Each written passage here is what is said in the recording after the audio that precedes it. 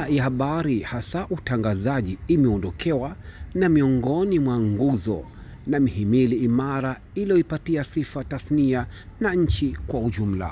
Rais wa Jamhuri ya Muungano wa Tanzania Dr. Samia Suluhu Hassan amepokea kwa masikitiko taarifa ya kifo cha Charles Hilary, mkurugenzi wa idara ya mawasiliano Ikulu Zanzibar, kilitokea leo tarehe 11/2025.